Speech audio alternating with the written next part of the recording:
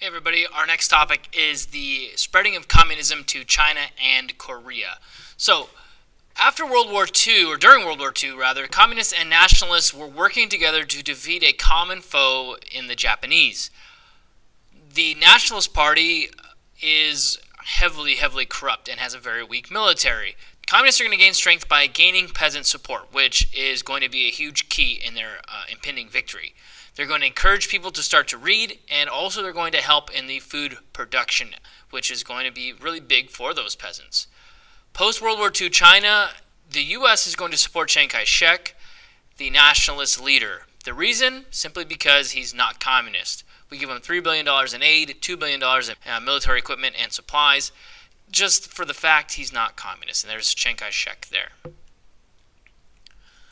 Mao, on the other hand, is the communist leader. He is going to gain support in the north again from the peasants, also being backed up by the Soviet Red Army.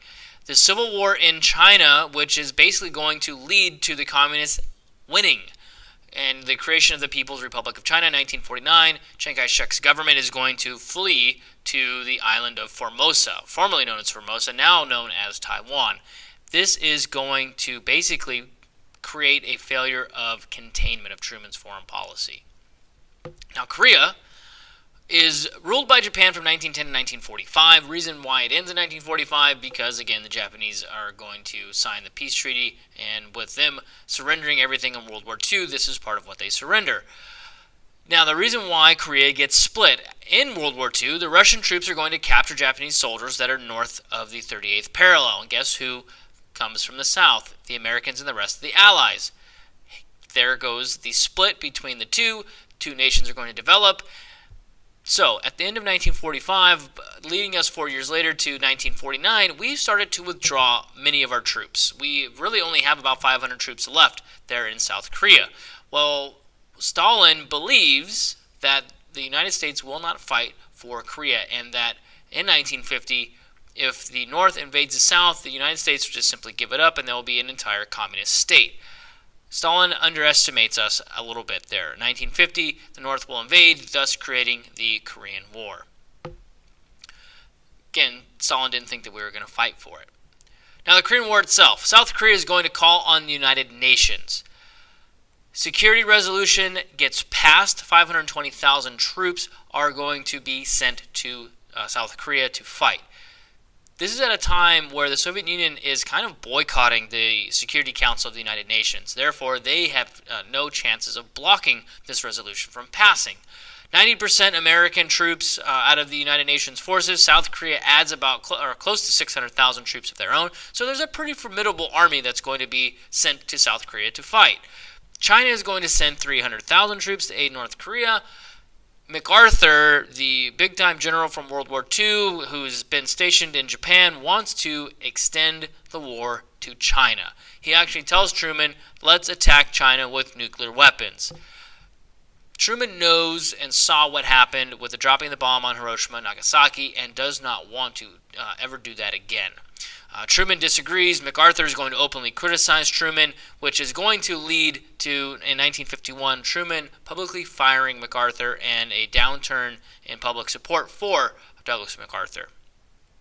Now, you can see in this picture right here, this is basically the entirety of the Korean War. Up in here, this top part here, you have the DMZ, which was right in this area.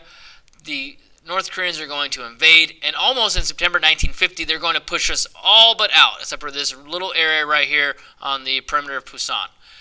The reason that this is because we had no troops there. The security resolution is going to be passed with MacArthur. We're going to come and circle back around and basically cut them off, and then this pendulum effect, we're going to push them almost all the way out of North Korea.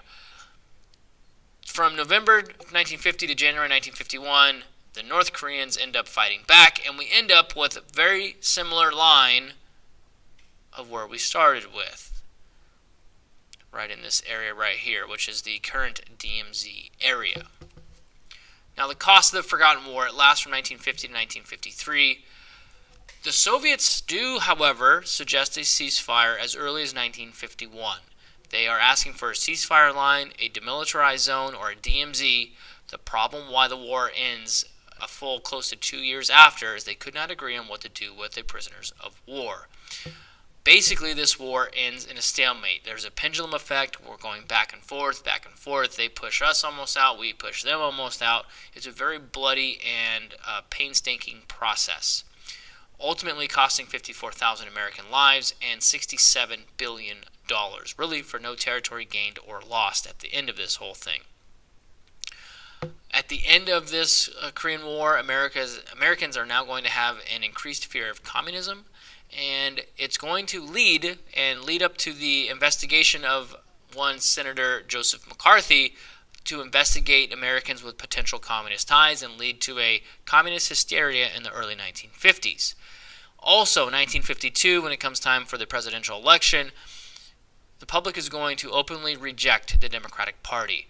We have had a Democratic Party as president going all the way back to 1932 when FDR first got elected. So at this point, the Americans are tired. They're tired of war, they're tired of the fighting, and they're tired of the Democratic Party, thinking that the Republican Party can shift them back to what it was like prior to all of that from happening. So with that rejection of the Democratic Party in 1952, you're going to see the election of another World War II hero, Dwight Eisenhower, which will take us into the happy days of the 1950s and the prosperity that is going to ensue. So if you have any questions, let me know. Send me an email. Thanks for watching. We'll see you next time.